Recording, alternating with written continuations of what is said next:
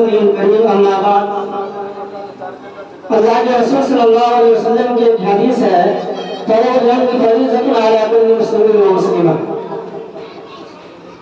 میں مدرسہ محمدیہ کے تمام اساتذہ کرام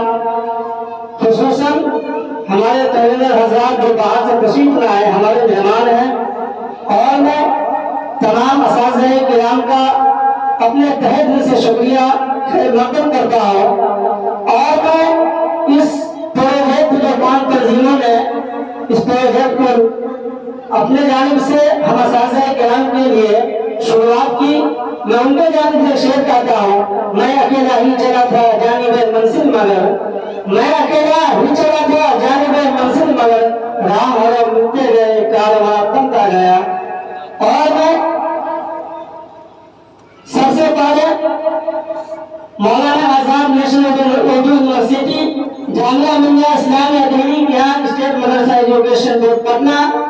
اور بہار سرکار UNFPA کے ان تنظیموں نے جو ہم اساتذہ کرام کے لیے اس پروجیکٹ کا ایک نمونہ پیش کیا اور ہم اساتذہ کرام کے لیے ایک تربیتی کیمپ کا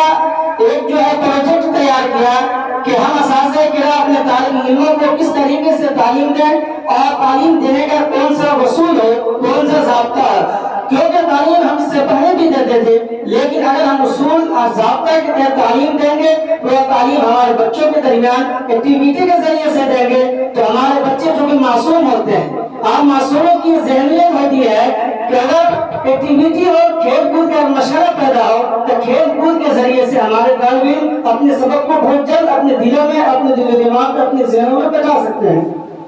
اور میں دوسری بات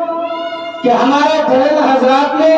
اپنے کاوش, لگن اور محنت سے ہم تمام اساتذہ کرام کی بھرپور مدد کی اور انہوں نے سلیبس کے ذریعے سے اپنے بچوں کو شیڈول, اصول اور ضابطہ کے تحت تعلیم دینے کا ایک طریقہ سکھایا. اور